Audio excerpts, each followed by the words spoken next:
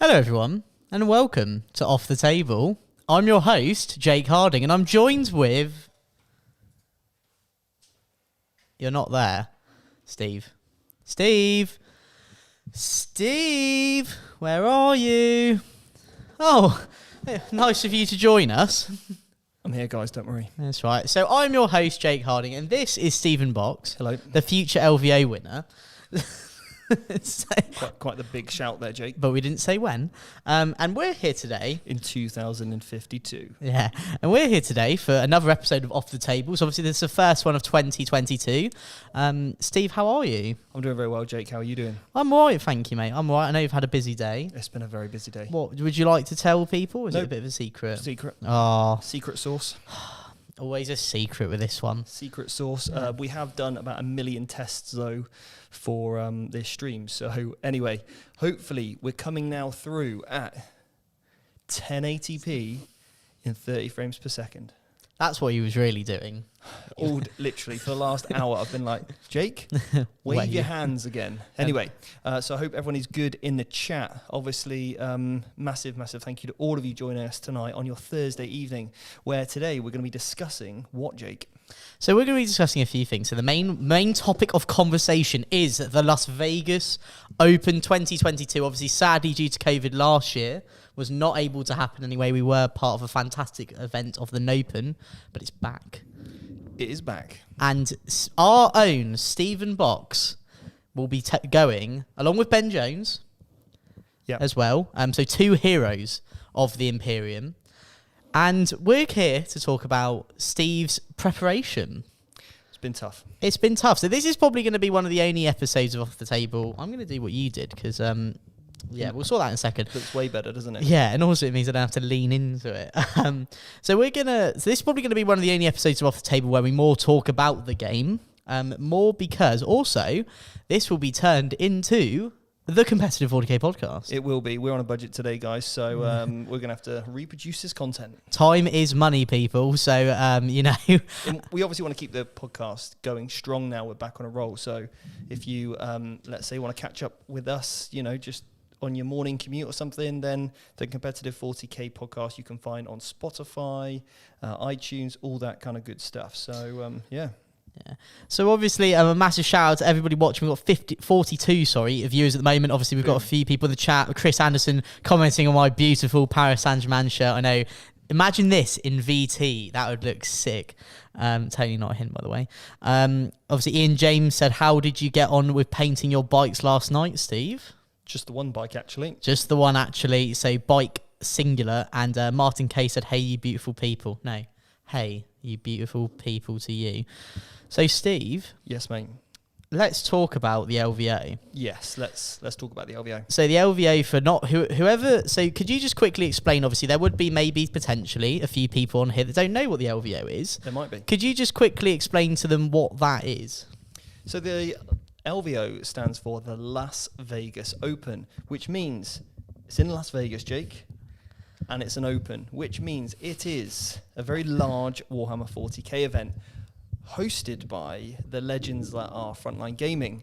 Now, this is, I think, going to be a 1,000-player tournament. 1,000 people? 1,000 people, Jake. Oh, my God. So it's a very, very large event, and the largest in the world.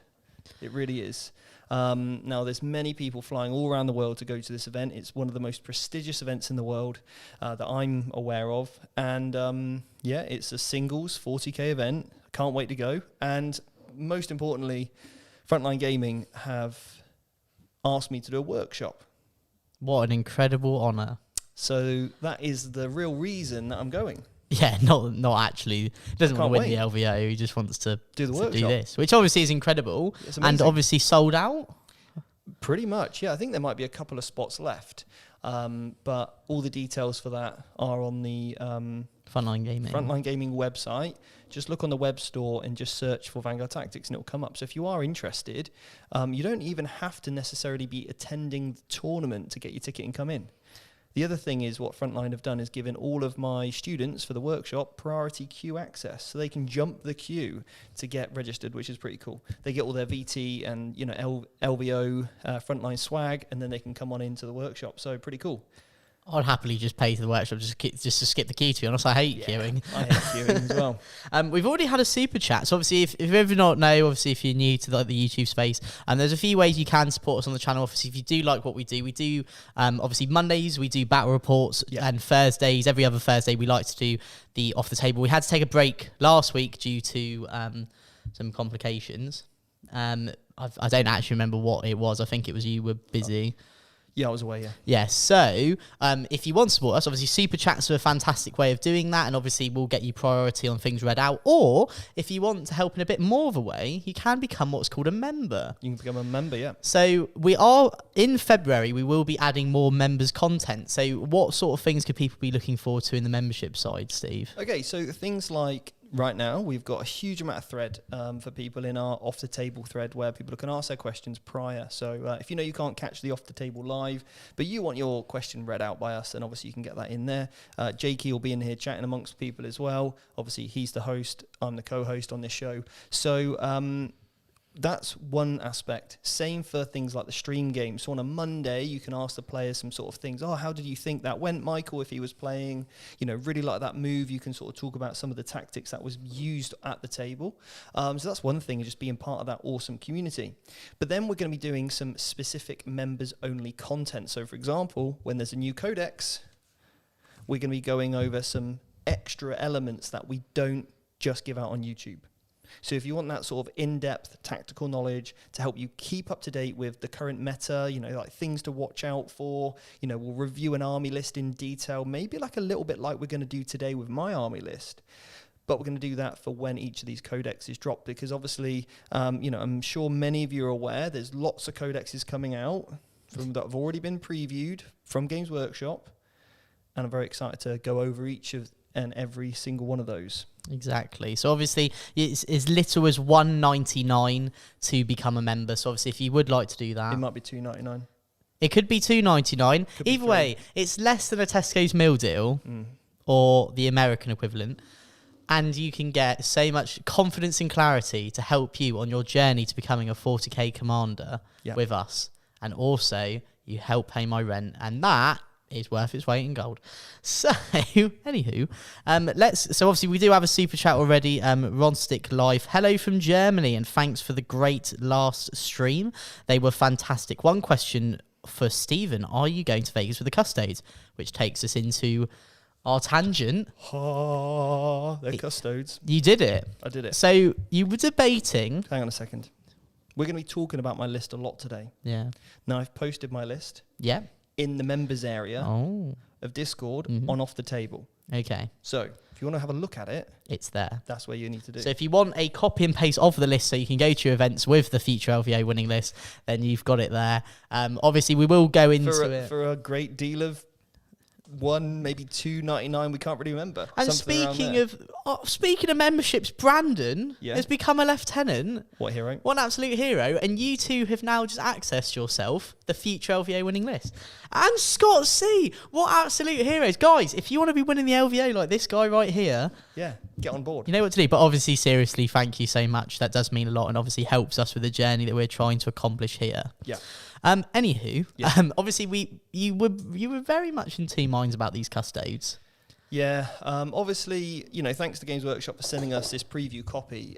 We were able to get a few little test games in before, obviously, you know, we did our first battle report, because we wanted to make sure we could preview the content in the right way. So exactly. I did get a few repetitions in with this. I started off with Shadow Keepers. I saw a fight last, but I think before we go into why I chose Custodes, I think it's worth looking at the approach as to why I'm taking Custodes. So obviously the choice behind it rather than specifics. So obviously, you know, that is a big thing to mention. Obviously, you know, you like you said, so obviously going into an event with a really brand new book. Yeah. Because obviously for a lot of people, obviously you were quite lucky to have that preview copy, but you only managed to get one, maybe 2 games in with it, I think, beforehand. And they were versus stuff just so you could really learn the rules. Yeah. Before we do that any further, though, however, Brett Kitchen is coming with a massive $50 super chat. Brett, what an absolute hero. He said he missed the last stream and told Steve he wanted to chip in on the Dreadnought model. Looking forward to meeting next week. So, Brett, make sure you come and see this man here. I sadly won't be there, but Ben Jones, who is an equally incredible player than myself. Obviously, me and Ben are not on the same level, you know. And he'd probably kill me if he sees this. He's probably watching. No, Ben is an incredible player, genuinely. So you guys are in very, very safe hands here. Dante Payne's made a point of it. Or you could just join the academy. Yeah. You can't right now. But you will. In February. 14th. And that's when it opens. Live. Boom. The relaunch because we've been closed since October. Anyway, so the reason why behind Custodes, yeah? Yeah, so, sorry, we went on a bit of a tangent there. Right, so Custodes. What makes you want to take Custodes? So this was a really interesting one because I had to set some non-negotiables first. Mm-hmm. And I think when you're, setting out to do anything, whether it's, you're considering, for example, what faction you might play all year. So let's talk about a larger portion of goal setting here. Yeah. So this is how this whole scenario relates to, off the table, as it were. Sometimes you need to think about what's important to you. And what's important to me, the most important thing for me when I go to the LVO is my workshop, okay? Mm-hmm. Which means I don't really want to be too worried about armies that necessarily I have to paint. So this army kind of needs to be done before I leave, right? I don't want to be any last minute, because all of my focus needs to be on that workshop. Exactly. Once the workshop's done, I then need to focus on, chatting to everybody. Exactly. Networking, speaking to maybe subscribers, students, whoever.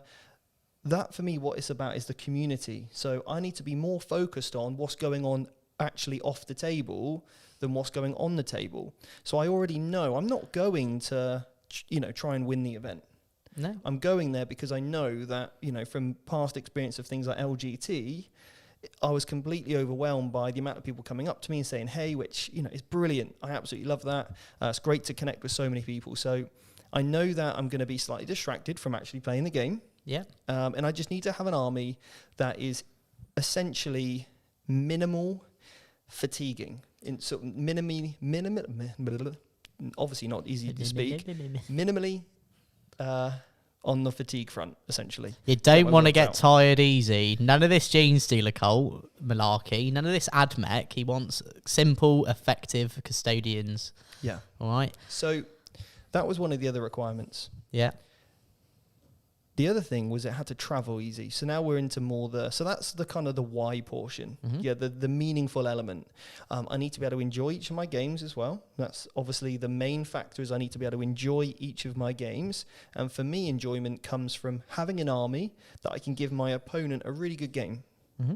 That's important because I don't want my opponent to think, well, that was an easy game. I didn't even have to try. I want my opponents to actually have a challenge. Yeah. So that's important to me because I want to be able to represent what Vanguard Tactics represents on the table: sportsmanship, fair play, and ultimately doing the best that I possibly can. So I needed a list that could represent that, which means I need to be able to adapt to the meta. Yeah. All right. One in which allows me to play all levels of the game, from maybe some beginners that might be at the LVO to some of the world's best players that will be taking those meta breaking lists. All right. Things like Thick City, things like the Crusher Stampede from Tyrannids. The Thick City is a Drakari nickname an army's been given because it's essentially very, very hard to kill, and it's made of meat, basically. Grotesques in Talos, -1 damage. So I need to be able to compete against those lists, okay, because -1 damage is everywhere in those top lists. The NIDs, you look at freebooters, maybe Death Guard to a degree. Yeah. So there's a lot of that -1 damage out there. So now the next element is not only do I need to compete, but it needs to travel well. Yeah. Because obviously I've got to get on a plane. This army has to fit in my hand luggage. Yeah. And they are, I suppose, my main non-negotiables, first of all. Yeah. These are two things that can't be changed. They can't be changed, right? So when I'm looking at an army to take, it easy to travel instantly takes away my sisters. Yeah. Can't take the Adeptus Sororitas because it's not easy to travel with. They have been battered. The other element of that is it's very fatiguing to play. No, yeah, I 100% agree with that. So can't take that one. Yeah. The next army is Blood Angels. Do I have fun with that army? Absolutely. Yeah. Now the next element is can it compete at the top levels? Maybe, but Did all right at Leicester. But the other thing here is that if I take the Blood Angels, it's going to be a lot more fatiguing because I need to be really careful to maximize the efficiencies out of every single model versus maybe something like Custodes. You know, if you make a single mistake with those Blood Angels, you're absolutely punished. So again, I'm limited now to the armies that I have. I can't just build and paint. I'm not going to like meta chase and go, cool, I'll buy a Forge World Herodin, whatever it's called, a Herodin thing, Nid thing. Herodin. Yeah, I'm not going to do that. You know, I'm not going to buy one of those and try and get it painted in time. I'm just not going to. So I had to look at the current collection. In Custodes was an army that was pretty much there. I just needed to add in a few bikes, and all of a sudden, you know, we've got an army that I can get on the table, and it will travel well. So that was the key element behind Custodes. So that there we have the decision as to that. Exactly. So obviously, that's quite a good thing to mention. Obviously, Mandy D has come in with a $20 super chat, helping pay that rent, Jake. Thank you very much, and says hi to you as well, Stephen. Hi, Mandy. Hello, and thanks for paying that rent. It's really coming in strong, guys. My rent, right, is 500 Great British pounds. So if we can just sort that one out, that'll be all good. Right, so obviously, we've gone over those non-negotiables. We've gone over why you've basically taken the Custodes. Yeah. Talk to us a bit about what is in it. So this had, guys, and I kid you not, 7, 8, 9, 10, 11, 12 iterations, I think. Like, every time it was... He sent me a message, I've changed a model, which doesn't sound like a lot, but for an army like this, Steve, it's everything. Can I be honest? Go on. This was the most stressful list I've ever had to write. So, and it's not because it was the LVO. Yeah. Even if I was going to an RTT, it'd still stress me out as much. Yeah, no, well, I think... So the reason why it's so stressful is because everything is so heavily pointed, right? Your cheapest model... so let me give a bit of a paraphrasing to this. I have to play this book completely 100% rules as written. Yeah. And that's all I'm going to say on this book right now. Exactly. Okay? Yeah. So in this book at the moment, Oh. the Adeptus Sorority, the Sisters of Silence and the Adeptus Custodes do not share 2 keywords. So you cannot take them in the same detachment. What? That's a bit mad. Therefore, if you want to take a pure Custodes army Yeah. and get all the buffs of a Custodes army with the stances, the cheapest model that I can put in this army is 45 points, right? So you get to the situation, and the cheapest unit, because that's the most important thing, is 65 points. And that's a single Terminator. So sometimes you get to the thing when you're like, oh, I've got 50 points left. Well, you could add in one more model, right? But let's say you've got 40 points left. So you know you can't add in any more models. You're like, well, I've got to find room. Well, if I find 25 points, then I could put that single Terminator in. That could just sit on a back foot objective for me. So all of a sudden, you find some points, you drop something, you're like, well, I'll add that Terminator back, and you're like, oh, now I don't know, now I'm a bit over or something. And the constant tweaking is crazy. So one of the things, the biggest problem with this list is having the flexibility to, like you said, to deal with the meta, to deal with all these huge elements. So for me, the most fun part, I'm trying to balance fun versus competitive. Yeah. And I've got to be able to, like, as we said, like bridge the gap between the two. All right. If I could just go pure fun, it'll be fun at parts, but then when I'm not giving my opponent a good game, it all of a sudden won't be very fun for me or my opponent. So I needed to make sure that it was competitive enough to stay up there. So I wanted to take a Shadowkeepers list. I really like Shadowkeepers. So I had some really cool tricks in this list. Yeah, I think that's a different conversation, but I really like Shadowkeepers. Yeah, I had a couple of these. One of the thing is making sure that we've got the Shadowkeeper. Again, this had so many evolutions, but we ended up with a shield captain on bike that can fall back and charge, that ignores all character invulnerable saves. including shooting. So is this your current list? Or was No, this, this was the one I wanted to take. This was what could have been. So wanted to take this basically this character, and then I thought, right, if I'm giving him a weapon, it may as well be the missile launcher, because you can then fly up to a character, put the missile launcher literally point blank range, and just go no invuns, take 3 plus D3 damage. Well, that's funny, isn't it? That's nice. Now, he also has got a fight last on him. So he can fly around and go, right, you're going to fight last, and then I'm going to absolutely punk you. But I think he came in at like 200 points, roughly, for that one character. Oh, God. He's pretty cool, though. So, again, you can kind of... And then I had like 2 big units of Guardians. Yeah. Because for me, 2 units of 5, because this is the sort of thing you've got to weigh up. I found in practicing and playtesting that 3 don't really do anything. It's the loneliest number. 5 actually are scary. They hold an objective in the midfield, and they can really, really, put out the hurt. You don't have to apologise. You never have to apologise to me. But you're looking at another 200 points for that unit. So I had 2 blocks of those, and then like maybe a smaller unit. So again, it's... I had a Blade Champ in there. He was awesome. Trajan was in there. Some Wardens to protect some of these characters. I had my 2 Dreadnoughts. That they were, again, like, when I was going through the list, there was a few things that I was like, this is a non-negotiable. So when I look at an army list, guys, I have when I'm thinking about options, I use literally, we do the SWOT analysis that we teach on the academy, and then basically what we do is I green light, red light, amber light things. So if it's staying in the list and it's never going to be taken out, it's got a green light. So Trajan, green light. 3 units of 3 Guardians, green light. 2 Dreadnoughts, green light. They are good, aren't they? Like the Blade Champ, I love him, amber. Oh, not Roy. The Bannerman, amber. Oh, and then really? there was things which were red. So the bikes. Tried to use the bikes in playtesting, didn't really get on with them. Which is quite ironic. Because 3 does nothing. No. 4 does nothing. 5 does nothing. What does do something, Steve? Well, I'm praying to God 9 will.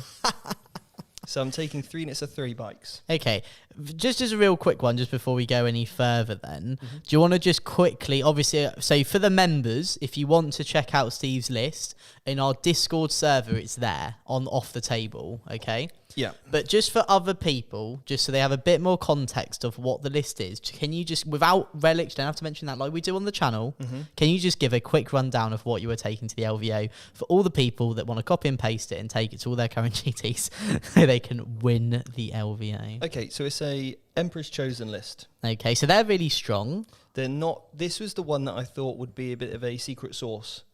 I thought a lot of people would be, interested in that Shadow Keepers, because the reroll wounds against characters is amazing. Like, imagine a knight. And I'm imagining it. And all my knights, all my bikes. Yeah. Yeah. They shoot said knight. That's a character. All of a sudden, you reroll all attacks to wound. Not just in combat, it's all attacks. So it's really powerful. So for me, Shadow Keepers are in a fantastic place where they're very, very good at dealing damage to characters, and they completely nullify your opponent's combat because you -1 attack, you've got fight last, and you can make strength reduced by 1. But sometimes I had a chat with James Ramsey. He's a good friend of ours. He's on the England team. And he said to me, Steve, come on. I know you don't like the standard list, but I feel like you can push yourself a bit with this list. So what James Ramsey did was like, look at yourself in the mirror, just take it. Because upon reflection of most of the lists that I've ever written, I've only ever wrote a list to probably go, I would say, 4 in 1. What, custodes? No, just generally. Oh, right, yeah. Generally, when I try and write a list, I try to, and this is really important, you need to understand who you're talking to when you're asking somebody for list help, and also for them to know where you're at in your gameplay. Exactly, that's a big part. Because sometimes you need to write a list that helps you in your first game get through to your next game. So if you're completely new to the tournament, the only thing you need to do is win your first game, right? Yeah. No, I Legit. 100% agree. Yeah. And then you can see how you get on in your next game. Now, first of all, just to preface this whole thing, never worry about your win rates. No, Always focus on how many points you can score. And I'll come onto this list in a moment about how this Custos list was so hard to build into because it boggles my mind how I'm going to play this. But anyway, so you only ever want to focus on your score in your primary, your secondaries. And then as you get into your next game, all you want to do is look at what you last scored and try to improve that. Okay, rather than thinking, am I winning or am I losing? Yeah. So with the sisters, I got that to, on average, 89 points in every single game. So averagely, that's what it was. I can confirm that is 89 what points. it does. Yeah, so I know that I can go into a game and the skill is not letting my opponent score 89. Yeah. I need to keep them at 88. And that's what, speaking from someone who basically uses Steve's sister's list, and we'll have a question for you guys in a bit regarding that. I can confirm it basically scores. Well, for me, it scores like 85. But You're getting those numbers up, right? I'm getting them up. It was a good 60 at one point. But you've got to start there. Well, yeah, anything naturally, like when you do anything, like if you compare it to your gym work, obviously you don't go instantly and on those big numbers, big kgs. You start with a little kgs and then you like work your way up. So obviously, you can compare that to your Warhammering. Yeah. So obviously, so with that sort of thing in mind, how did you find a way to look at this Custo book and go, right, how am I going to score this? On also another thing as well, when you get to the final, you would have played every mission. Yeah. So that's a massive factor as well, because normally it's a small selection of missions. Okay, so obviously if we take some, for example, Vital Intelligence, you do see it quite a lot of tournaments. Obviously, at least I go to, sweep and clear, those sort of missions. But we had a look at it. There were some missions that I didn't even know existed, like battle lines. Oh, what a terrible mission that is! 4 objectives. The 4 what mentalist thought of that? So like those sort of things. Like you don't get to see them very often. No. So that must be, and that is one that you have to play. Yeah. So what is going through your mind? So getting back to that point of, I was talking to James, and he was like, "Look, you'll need to take a certain list to beat those top armies. So if we put like this kind of -1 damage armies as a gatekeeper list, yeah, I agree. You're probably going to face it at least once if you want to get to those top tables. So my normal list that I put together, and this is probably what I found in tournaments, I have a great time, great fun, and yeah, sometimes I've won a tournament and sometimes I'll come, podium or whatever. But typically I'm taking a list that is great in rounds 1, 2, 3, and 4, but then it starts to hit that gatekeeper list and sometimes I struggle. Yeah. Or I just play LGT and my gatekeeper list is game 1. Who's looking at you, Malik? Straight in. So anyway, that happens sometimes. That's or just banter though. same for Leicester. Game 1, AdMech. Brilliant. Here we go again. So my point is, James was like, look, if you want to do well, you need to be able to take a list that can beat it. So we came up with a list that hopefully, fingers crossed, is built to beat the gatekeepers. So the list is optimized to beat the gatekeepers, but then I need to use my player skill in order to get me through the first few rounds, because there are going to be some matchups where this list is awful. Like, I'm literally looking at this list thinking, I don't even know how I'm going to play into that. And it's sometimes I might just play somebody that's like, hey, it's my first tournament, this is my army. And I might play, I don't know how to, I can't kill that. What like, is legit. that tactical marine there? What is it? Even though it's more like, I've got 30 conscripts. I'll be like, cool, well, I don't have enough attacks. What is a conscript? Sorry. Do you know what I mean? So there's going to be those armies out there that really, it's going to force me to probably play the best game of 40k I've ever played in my first few rounds before I get to the situation maybe where my list might start out optimizing my opponents. Yeah. So it's a real interesting one there. Now, the other thing here is, by the way, everyone who's popped a question in, we will get to them. I'm just waffling on, I know. And everyone that's asked a question in our Discord and our channel, we'll get to those as well. But we also have 120 people watching. I mean, that's awesome. What an incredible number for the greatest chat show in 40k history. So, secondary-wise, I mean, the custos are great at the primary. They're really solid at it, actually. I was really surprised when I've played you and Ben when Ben real was solid. going to take Custodes, and then obviously he did it in the end. But So I'm going to get 10 for painted. oh yes, Straight in the basket. I mean, I've still got the other 6 bikes to paint, but hey, I'll get there. You'll get them done. So the other element is the primary. I should score 40 on most games. Yeah, no, I agree with that. Some games will be 45, some will be 35, but averagely 40. Yeah. Okay. Then we start looking at secondaries. Stranglehold. I don't have many units. I'm going to run out of resources. So on Stranglehold, I'm going to hope for 12.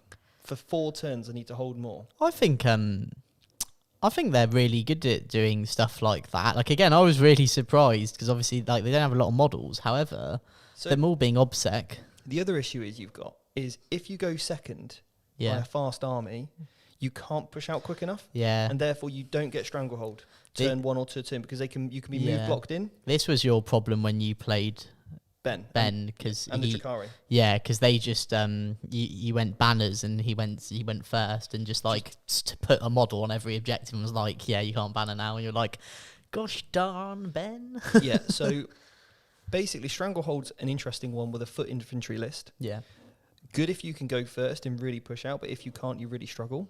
And again, you have to go through enough repetitions going first and second to really realise where the strengths are in these secondaries or weaknesses. yeah, So assume I'll take Strangle as my primary, yeah, and then I have an option to take Engage in all fronts now because I've got the 3 units of 3 bikes.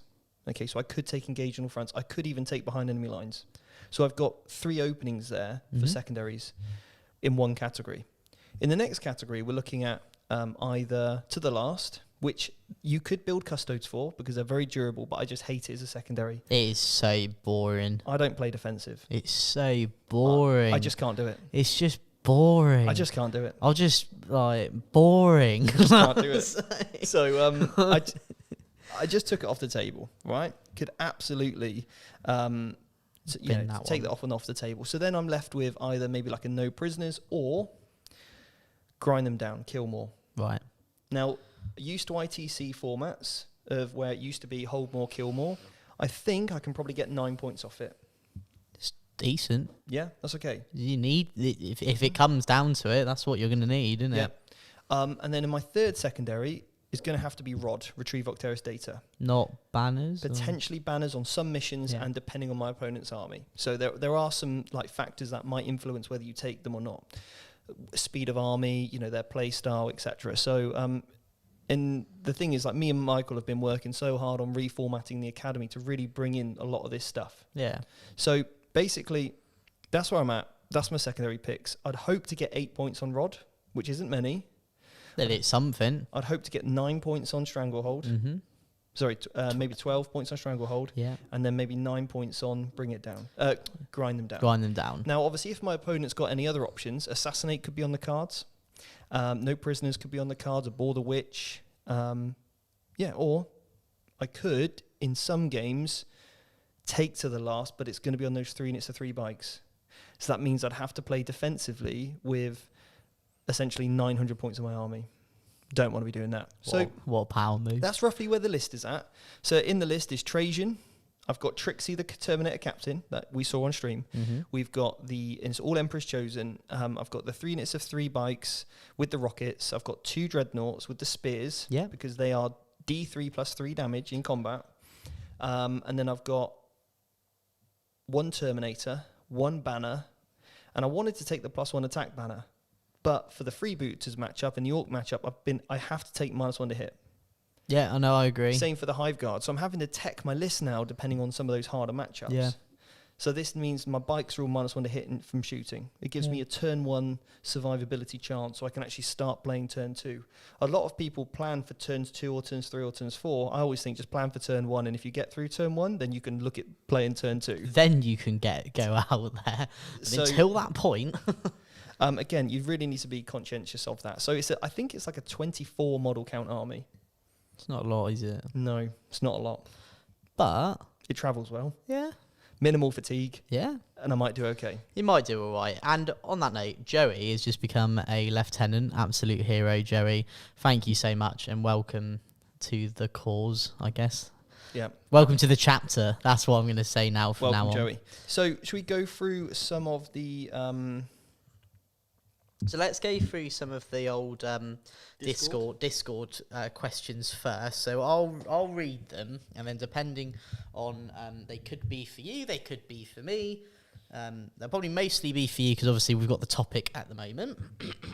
So, and obviously, guys, if you want to get a question answered, if you're in the chat, just super chat it in, and we'll stop what we're reading out here, and we'll obviously answer your super chats. So yeah. So, right. So, the first question is from Gareth, aka Dante, which I think there's an imposter here. So he said, okay, what are your thoughts on the recent Gene Stealer Cold Win and Tank Heavy Custos list at the Fabricator's Forge? Does the Custo Codex play better into the Forge World / Imperial Armor rules than other factions currently? So I think what he's saying is the Forge World stuff still good for the Custodes? I mean, so I haven't actually looked at who won or what in terms of... I don't really follow many tournaments in terms of who's winning what or whatever. So it's very difficult to tell you exactly, what my thoughts are of that list or how it won. Also, it can depend of who actually goes to the event. It really can. Often, I would say 90% of games are won by the player, not the list. Yeah. I agree. You can put a terrible list in the hands of a really good player and they'll still do extremely well with it. AKA my Blood Angels when I took it to Leicester. Yeah. So, you can, in simile, on the exact opposite side of that, you could have somebody with the exact same list as the winning list, but played by not such a good pilot and come last. Well, I think a good example of that is when I took your sisters. Because obviously, when I was still learning them, I wasn't doing as well with them. Mm-hmm. Now I've got a bit more grips with them. Yeah, I definitely feel a lot more confident. Anyway, I'm probably going to change the list. So I think the real question is, can the Custodes use the Forge World stuff? And yeah, they can. But personally, I think the only unit really that's good to look at is probably the Dreadnoughts with the spear, because it's very good at the current meta at the moment. Yeah, I'll have to look at those vehicles in a little bit more detail, but if they're flat damage 3 or more, that could be useful, especially in the current climate. I agree, those dreads are cool, aren't they? So Ben H has said, what do you think your bad matchups will be, and how do you think you'll mitigate them? I thought I said immigrate. I'm like, well, Horde. Or Horde army. Just can't kill it. So give us an example of a traditional Horde army then. Orcs. Orc boys. If I come up against 100 Orc boys, I do not have 9 missile shots. Are not going to do anything. Especially toughness 5 now as well. Ooh, that's got a bit plain, isn't it? They're just, what can I do? I don't have enough attacks. Same. Only one of my units can fall back in charge. So again, I can't be into all of those elements. So yeah, I think definitely Horde is going to be my hardest matchup. Yeah, no, I agree with that. Lou Rawlings has asked, do you think you'll have a moment for a hello and manly abrasier when we arrive? I assume, is that an alcoholic beverage, Lou?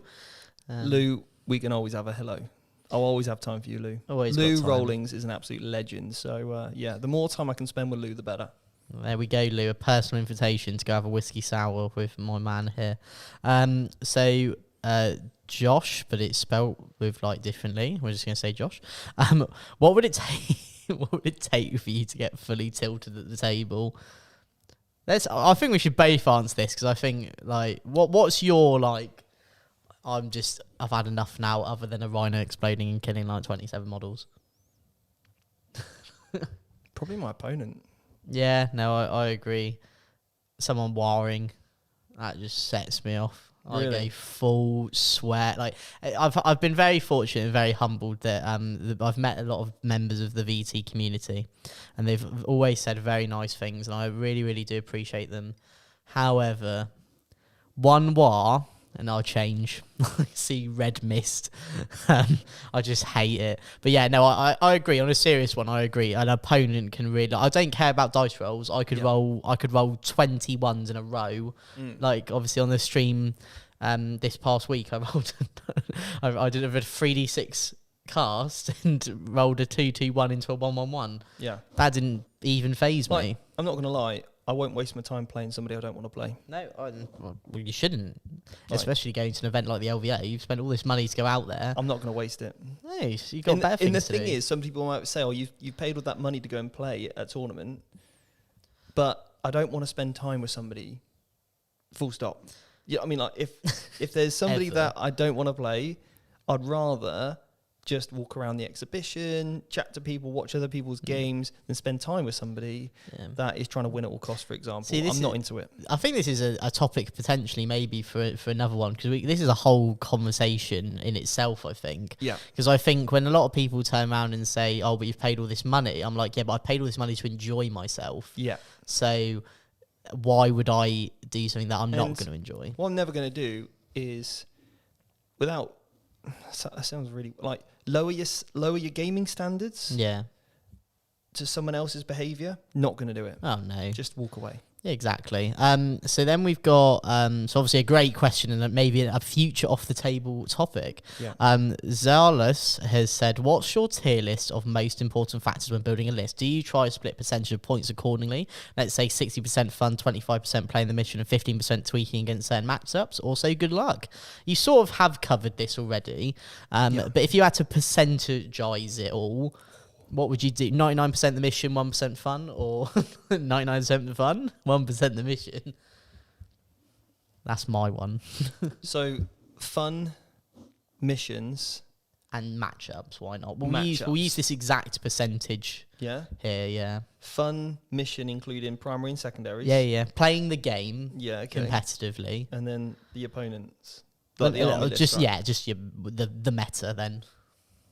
So I'd say my custodes are...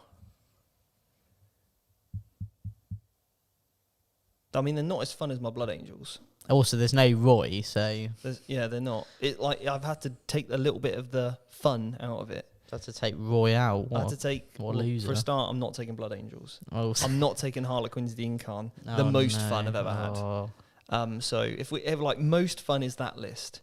The ability to play the mission, not so much. So that's where the Harlequins pretty much get, in some matchups, they just can't play into these thick cities, into these, they just can't play into the Hive Guard, the Freebooters, the Planes, you name it, they just can't play into them.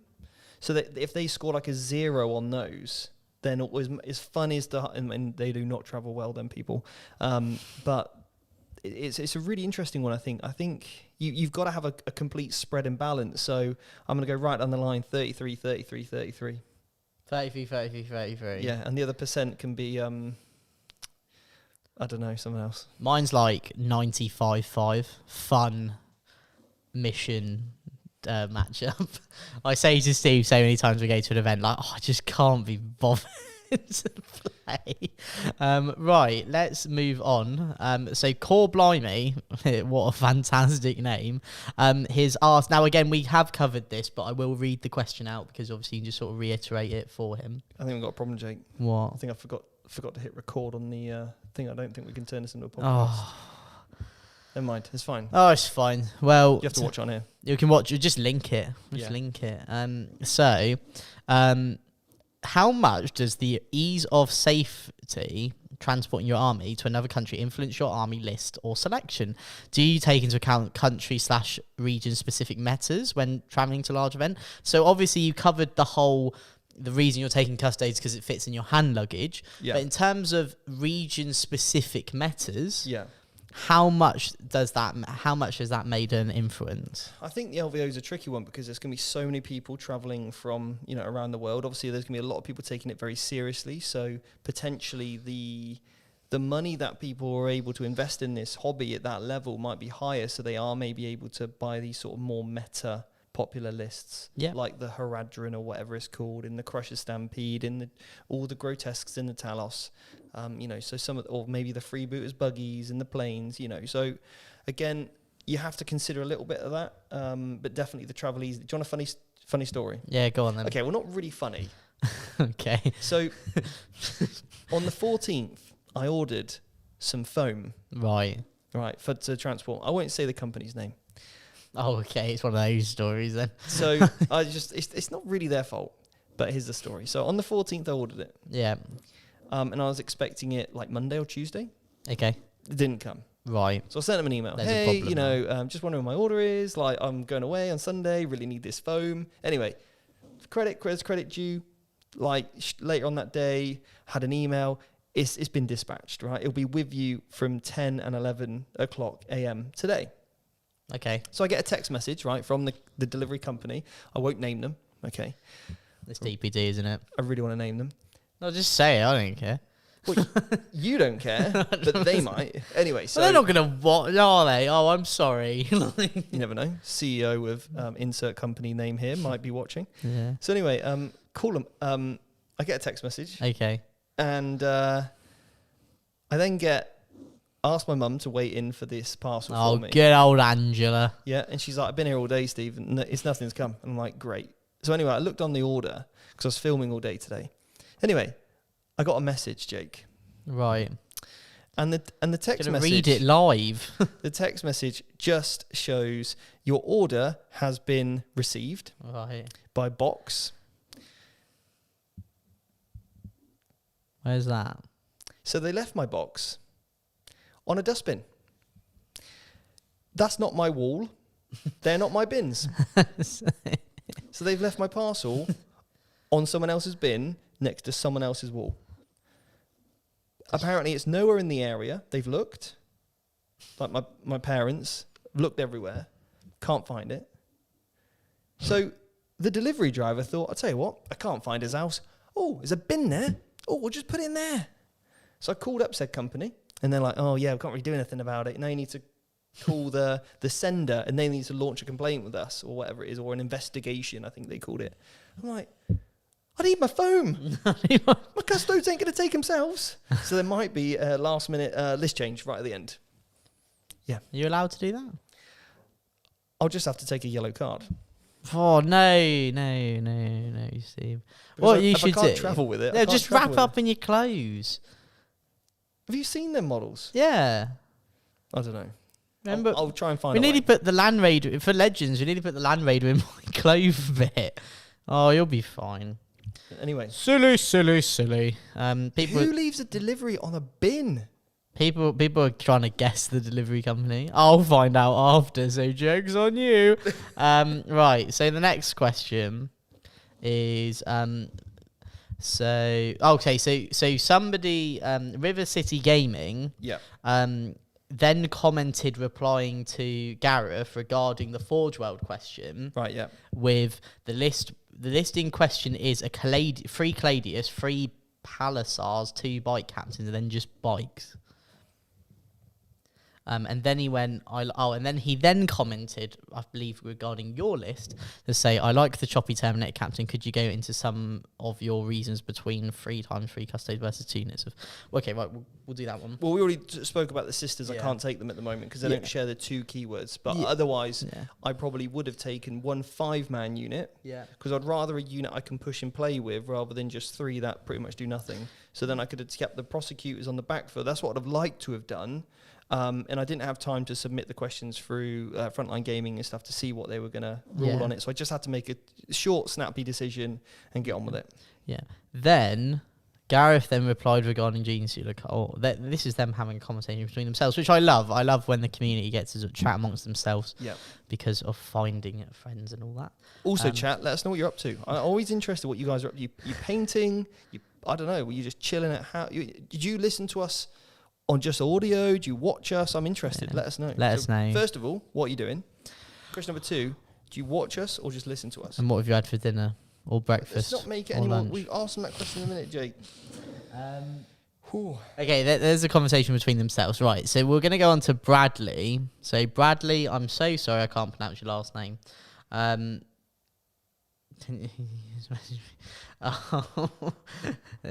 worry, that's Ben, bless him.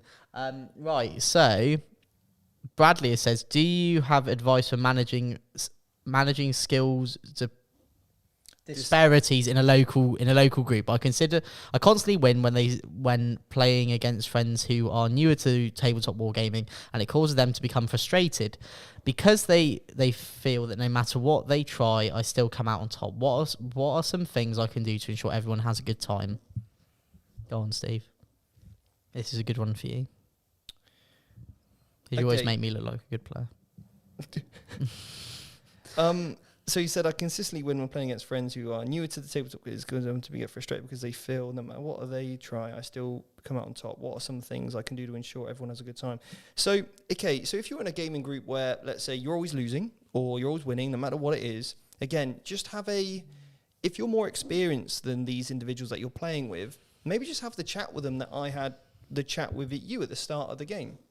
You need to set clear expectations from that game. So if it's like, hey, look, last time we played, I think you scored about 30 points. Let's try and get you scoring 40 this game. Let's look for a improvement rather than just a win or a loss. Because if you're ever just focused on the win or a loss, guess what you start doing? Losing. Well, not that. Oh. You start playing just to win. Oh, yeah. And that's not cool. No. Because then at what point do you just play to win and then start to try and win at any cost? Yeah, there's a big difference. Well, it's a natural progression, right? Yeah. For some people. So you want to bring the best that you possibly can and play to your best ability, wherever that level is, but understanding where you're currently at and how to improve is really important. So what I would say there is you need to manage the game. Don't go straight off the back, going heavy in trying to like alpha strike your opponent. Tweak your list, yeah? Or say to them, look, I tell you what, can we play this mission where might be a preferential advantage to your opponent? Say, well, I'd really like to try going second, or I'd really like to try going first, because I think that puts me at a real challenge here. So you can start to even the playing field a little bit from who goes first, whether it's an alpha strike, or sometimes going second's really strong. The mission's really, dependent on plays well with some armies and not with others. Maybe try some different secondaries out. Yeah? Maybe don't be worried about tabling your opponent. So with the Sisters army, I think it's always a really cool army that I used to play because it just focused on scoring its own points, but I'd pretty much get tabled in every game. So my opponent would feel like, oh, I tabled you, Steve. I'm like, yeah, cool. Then we look at the points and I've won 89-40. But it doesn't matter. Like, they had a great time tabling me and I had a good time just scoring points. So again, you need to really sort of, first of all, set their expectations, give them some achievable goals to actually hit, and then finally make some adjustments so that you can make the game a little bit fair and balanced without going, hey, why don't you take an extra 200 points? Because all of a sudden then it's not really a true representative of what the game should be. Exactly. Wise words. And a lot of people in the chat, we've had some great ones. We'll just quickly dive into the chat quick before going into some more questions that we had in the Discord. We've got loads of people watching while assembling models. We've got, let me pick one out and then go from there. We've got Matt is listening while painting Blade Guard veterans for his Raven Guard army. We've got T-size Tyrants painting his first or her first Eldar, trying to work out a colour scheme. We got Shallows painting up some 20 Pure Strain Gene Stealers. Oh god, that was a hard one. We've got building a Contempt Dreadnought while having a beer while using super glue. Nice. A dangerous combo. Got Wild Rider Will painting Third Ed Dark Reapers, ready to add into those lovely new Dark Reaper models.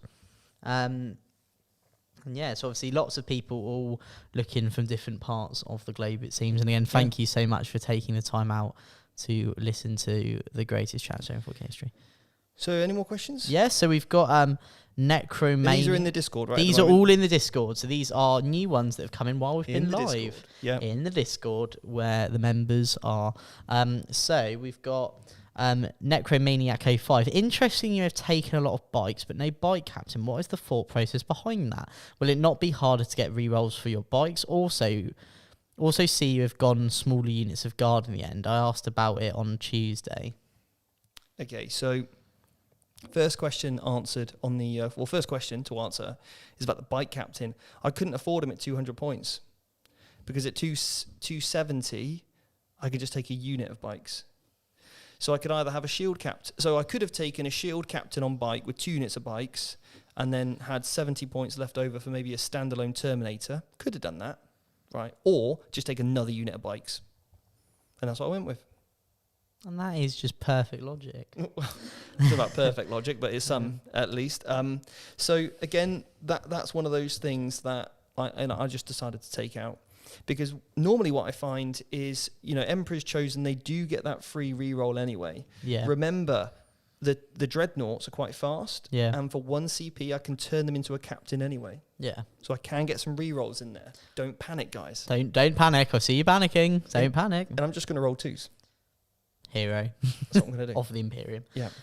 Someone in the chat, I can't pronounce your name. Second question about the squad size. Oh, yeah. I wanted to take 2 units of 5. I wanted 2 units of 5 and then a unit of prosecutors.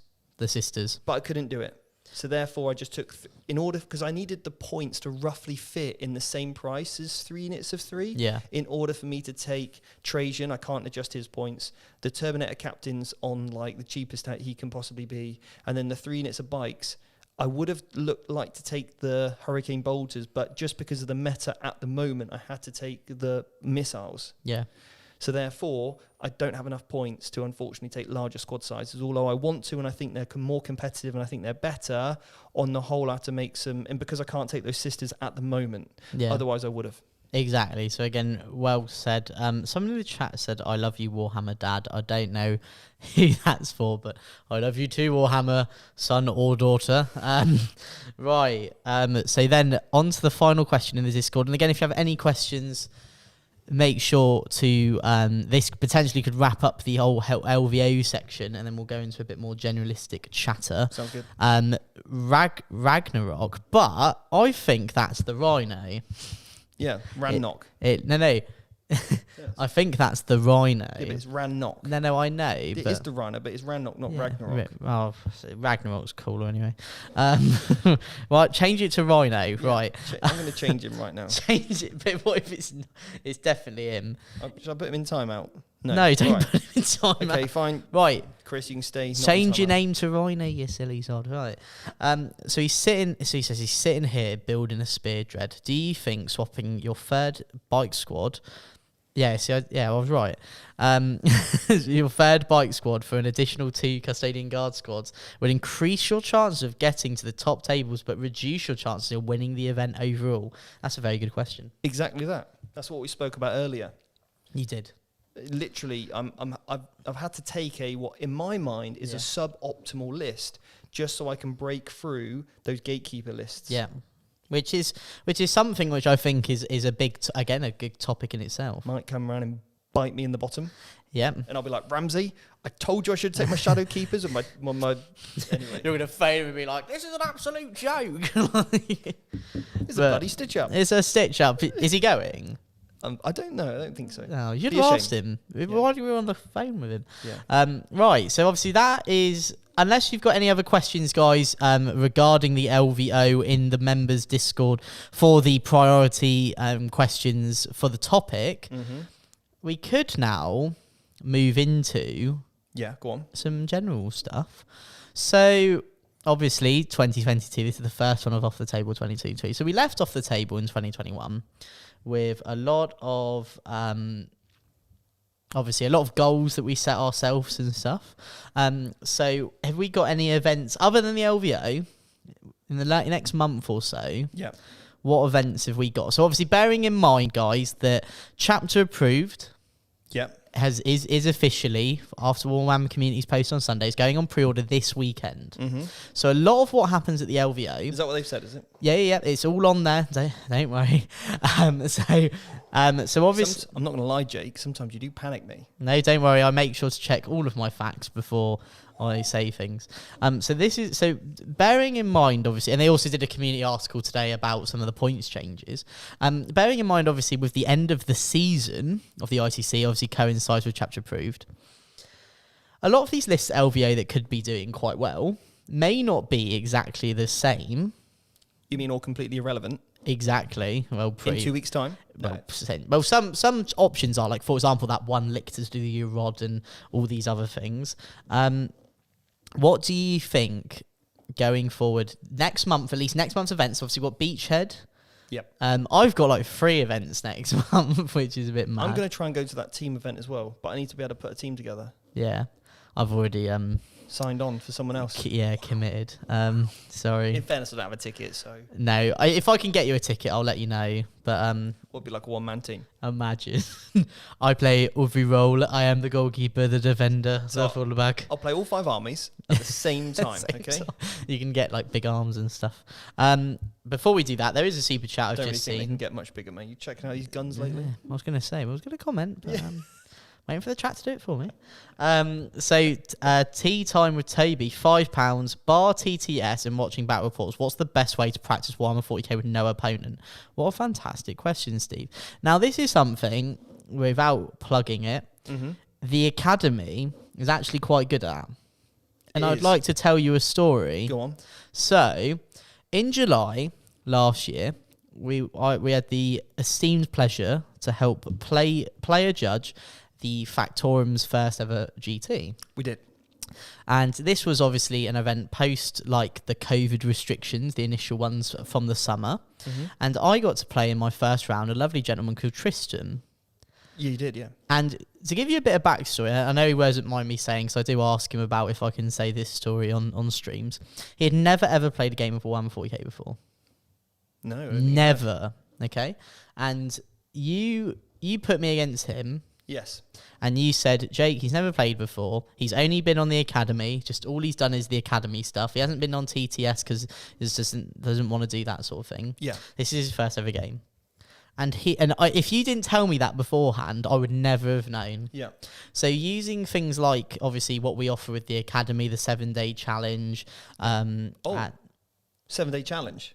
Dun, dun, dun. Can I do a cheeky plug? You can. So if you're completely new to 40k, like in terms of playing, or maybe you've got models on the shelf and you're like, probably should start learning the rules, or maybe you're like, these rules hella complicated, not sure what to do here, or maybe you're like, I probably should brush up my I've played a little bit but didn't quite get it. I have to keep checking the rule book. Yeah. Well, tomorrow at 12 o'clock, UK time. Yeah. Tickets go on sale for the 7-day challenge, the basic training series. So myself, Michael, and Jay can be running that all of next week on the, I think it starts on the 27th.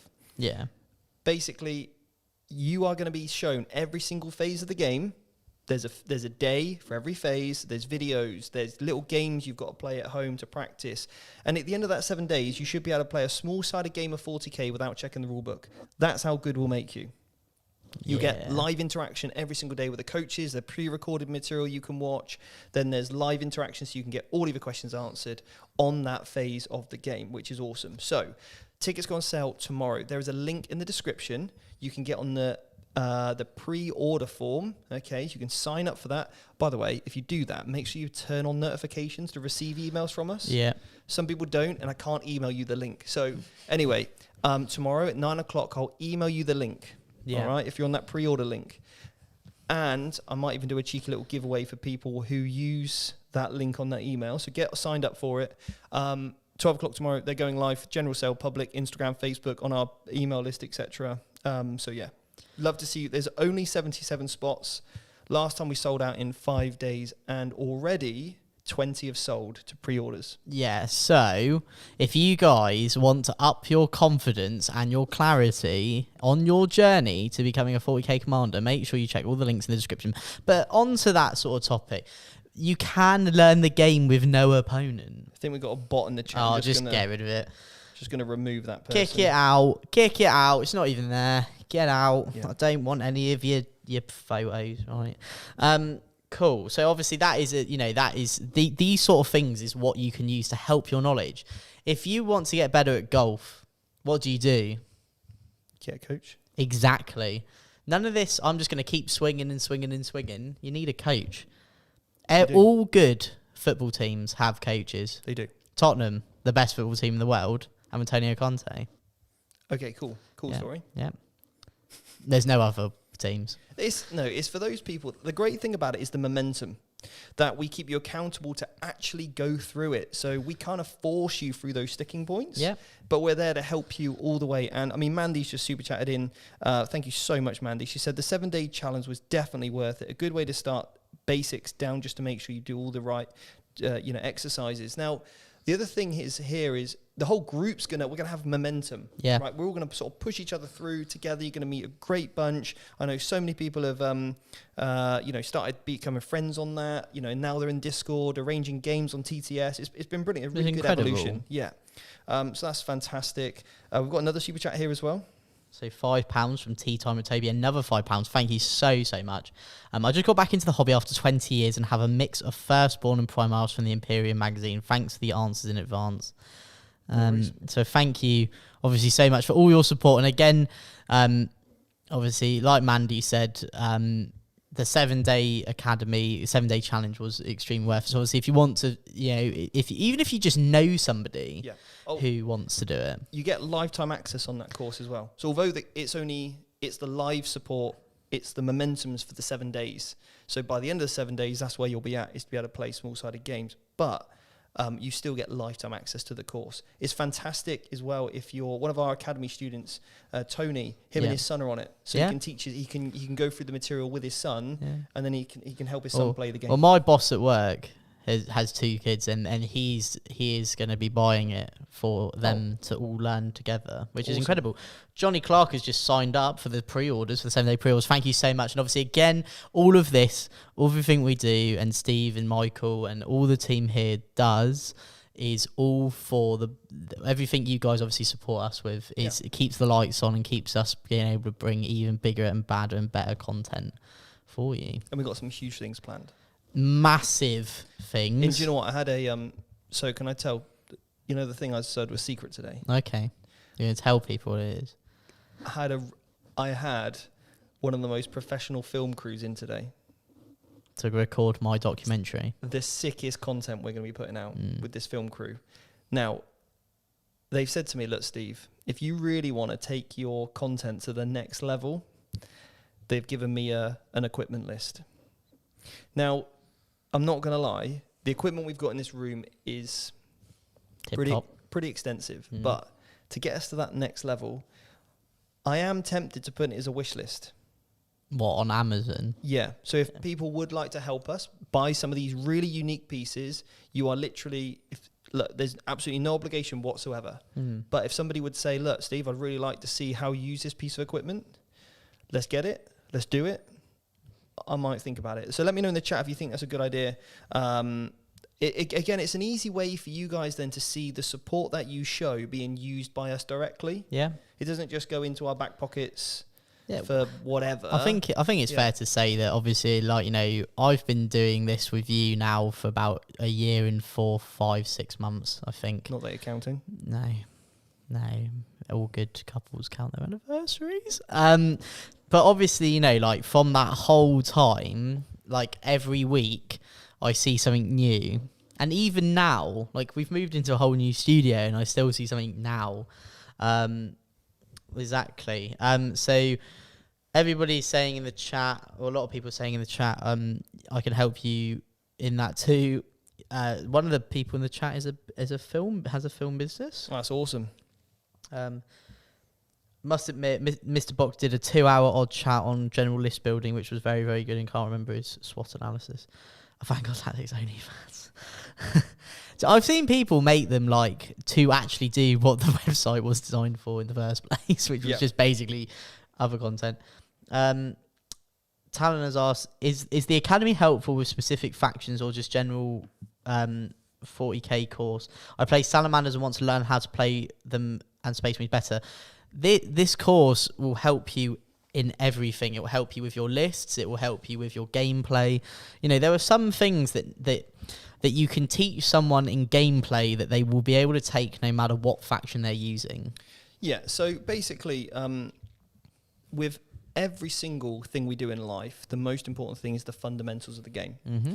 So, for example, me teaching you how to master the charge phase is going to help no matter if you're playing Salamanders with aggressors that maybe want to get into combat, with Vanguard vets that want to get into combat, or you're taking Harlequins that want to get into combat. When we're talking about threat range, target priority, again, that's going to be so relevant whether you're playing Tau or Salamanders, right?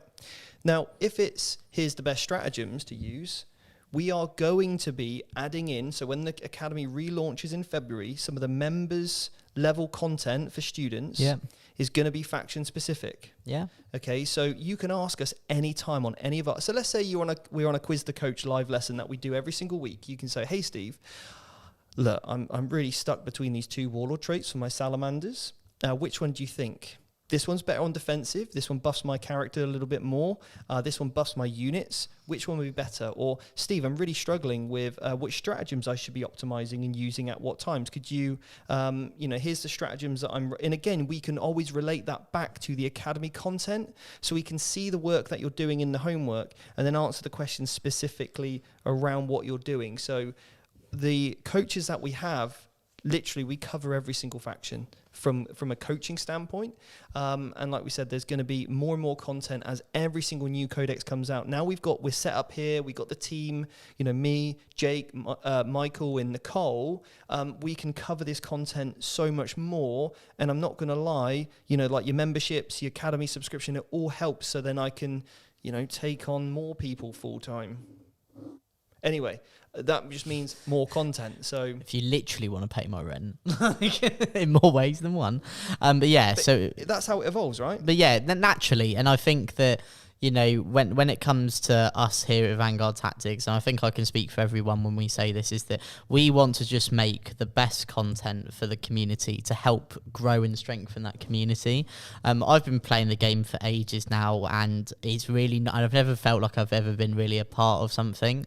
So to be a part of Vanguard Tactics and VT is genuinely the biggest honour that I've ever had, especially with this game. Be able to walk around in one of these lovely shirts that you can buy if you really like them. Or if you become a gold tier member. If you become a gold tier member, you just get one. You do. Which is sick. On the academy launch in February. So get that. Or platinum.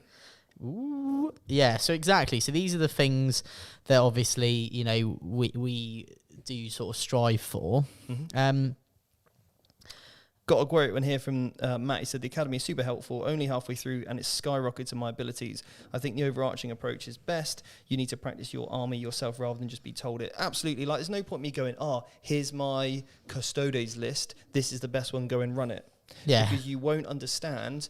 Again, like, if you're not at the skill level that I'm at, then potentially this list is no good to you. Exactly. Because actually the list that I may have wrote in the beginning stage would have been much better to help you from where you're at. And what we do is that we have a really sort of student-focused approach. So, for example, when we do our mentoring sessions, so if people on the gold package, for example, they get a monthly mentoring call, I go around the room on Zoom, tell me where you're at. Hey, this is where I'm, this is me, this is my ability. So recently for the workshop that I've done, or I'm going to be doing it at Las Vegas, the people that signed up for a VIP package, we're in a little Discord group at the moment.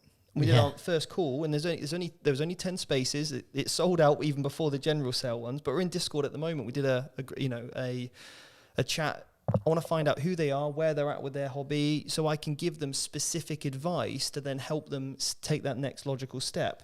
Right, and that's the real skill of teaching. Yeah. Rather than just, here's the most optimal thing, take that. Yeah, no. we're not like certain other people. So obviously there's so many ways that obviously, you can get involved with your learning with obviously all of that. A bit more sort of generalistic stuff now, Steve, obviously. So we did mention, obviously, we've got a few events coming up. Obviously, the LVO sort of ends the season, and then the new chapter proof comes out. We've got new points, new missions, and everything. Yeah. Obviously, there is an event coming out called Beachhead. There is. Now, I'm super hyped for Beachhead because I was supposed to go to the original one, but unfortunately, real life stuff got in the way, and then I had to wait now 2 years to go. What are you thinking? Also, big shout out to Entoyment, our sponsors that are running Beachhead. They are running it along with Adam. Adam is the Brawl. TA for 40k Brawl, and all the team there are incredible. I think we're doing some player judging or something before the event. Maybe. We'll have to check if they need it. It's like they need it. So what are you thinking about taking for that one, Steve? Because we had a conversation about it, and depending on if a certain Empire-based book is out. Well, I've got a beautiful, beautiful Tau army right here. Yeah. By C Studio, definitely sponsored. No, it's stunning. Can I get a model? Yeah, you can go get a model. I'll go get a model, but I've got to entertain the beautiful people. Hello, Liam Dempsey in the chat. Hello, Liam. We've got Wargaming Wednesdays next week. Gang.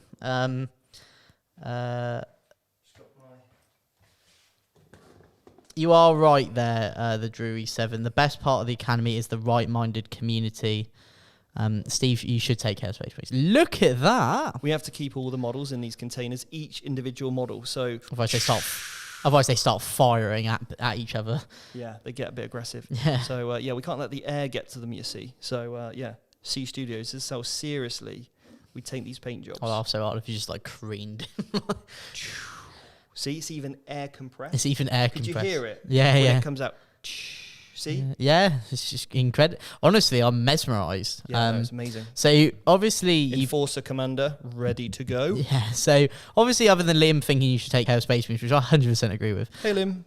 What? So obviously, you're thinking the Tau.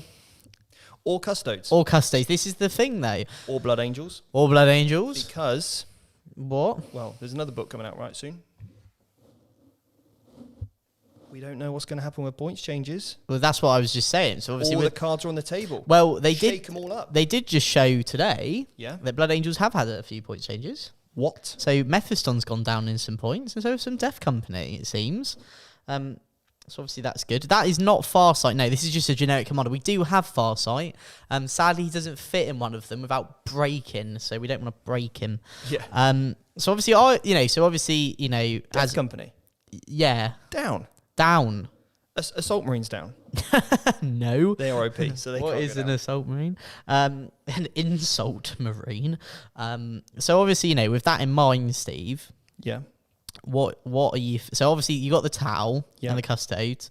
If you had to sort of think more so, what you would then use for quite a lot of next year. Again, using that mindset of you said about the armies. I know, obviously, like all of us, we do like to chop and change a bit. What would you see yourself more taking? And don't lie. And I'll say to the people if I know you're lying.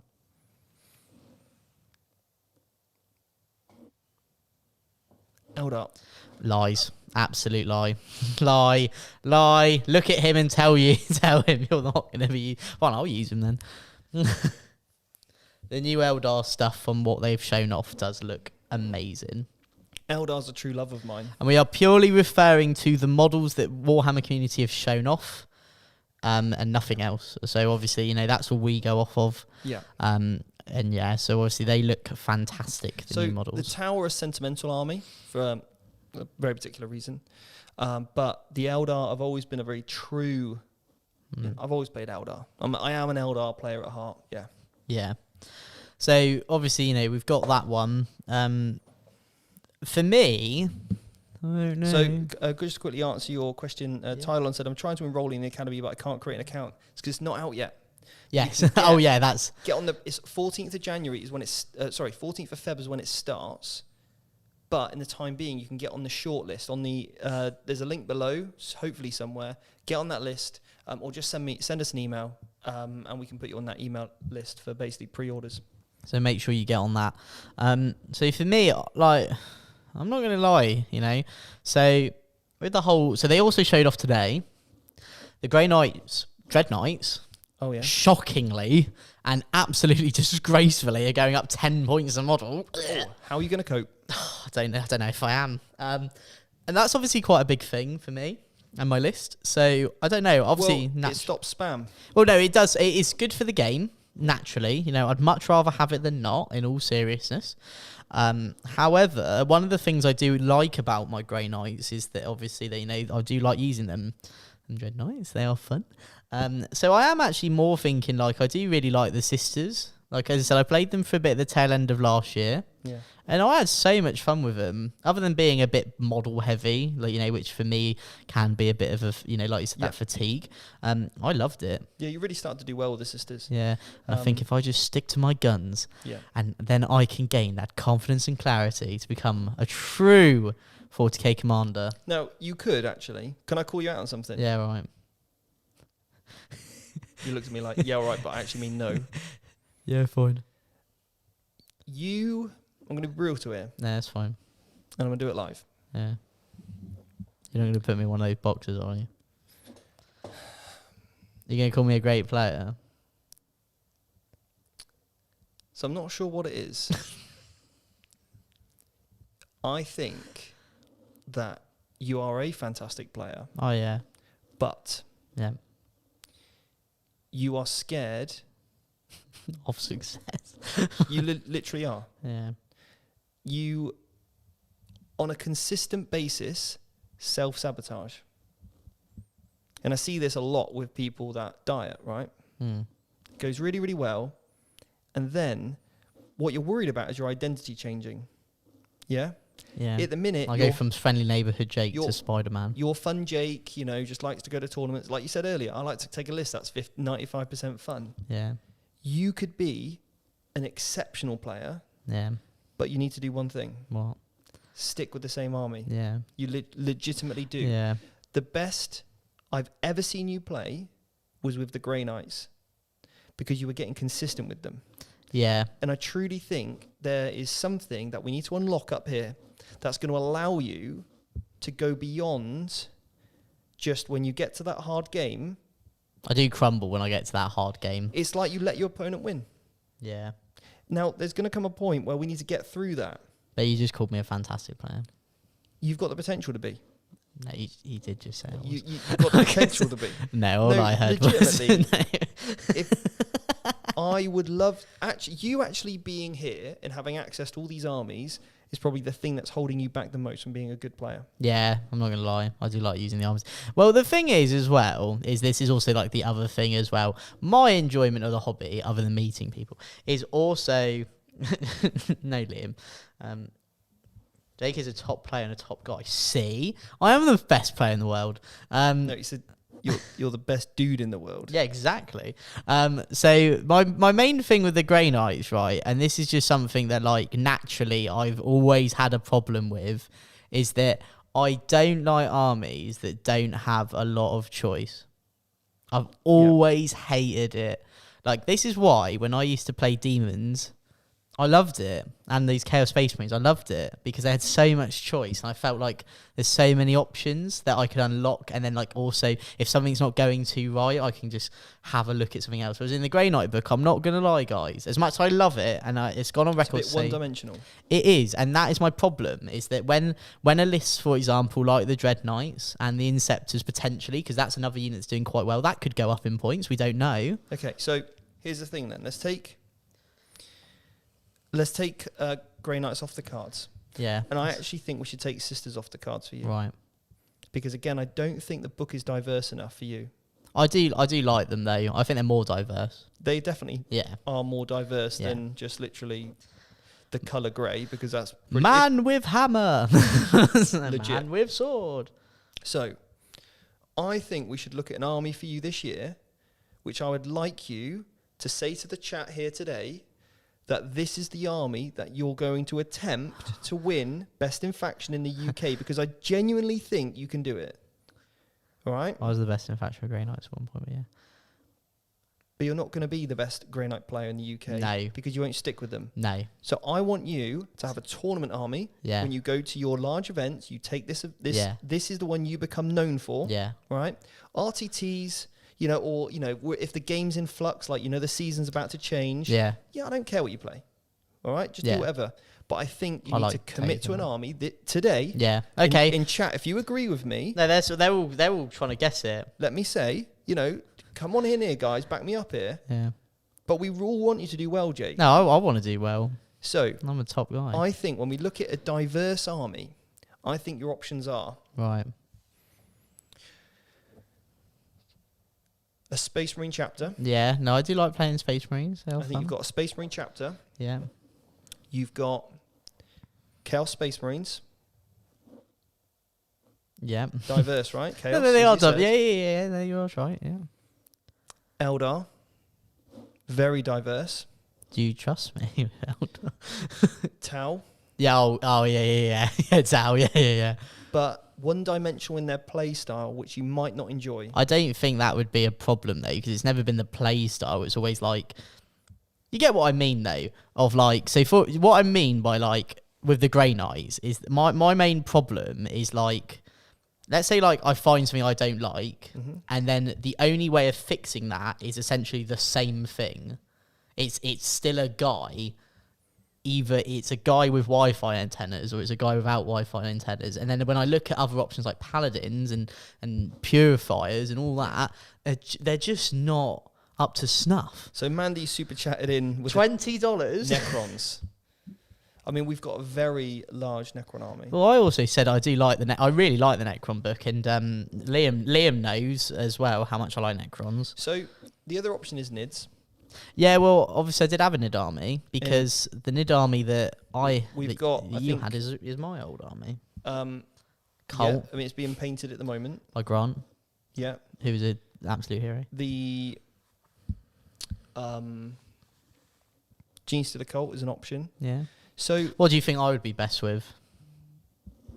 And that I'd enjoy? Come on, coach. Tag me in. It's the 69th minute. Nice. And it's 1-1. I actually think Nids. Yeah. I genuinely think. Well, as in Nids, as in Genes to the Cult and Nids, or just the Tyranid book?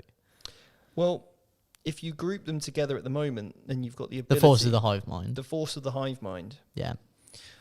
I genuinely think that's where you could shine. Yeah. Obviously, we don't have the army fully painted at the moment. No, but soon. It's on its way, right? We've got the Cult, That's though. good. The Cult side of things is good. You can start getting used to that. But I do think that's diverse enough for you to really enjoy the different the Cult army's huge we have, which is great. I think you'll get bored by Space Marines. Yeah, I would. We don't have we've only got one type of Chaos Space Marine army, which is the Emperor's Children. We've also got the Death Guard and blah, blah, blah, blah, blah, yeah. Yeah, but again, that's two... they're actually still different armies. They don't come under the same codex. Yeah, no, I know what you mean. You can't become the best death... You know what I mean? You've got to pick one. Okay. So I think Nids for you this year, be great to see you become...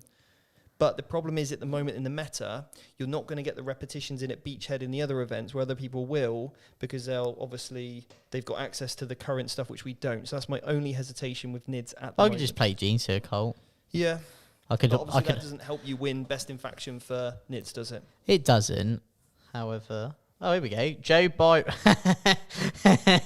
This is my boss from work. Joe Byron, a.k.a. Steph. Make him play any army but blindfolded. Yeah. I think that would be fun. Now, Death Guard are boring, Dave. You are right. This is turned into like Jake's mindset. I don't like the Grey Knights. I love. Okay, don't get me wrong. I've got lots of lists for them, and I'll happily help people with them. But this is my point, though, Steve. I haven't played the faction in nearly 4 months.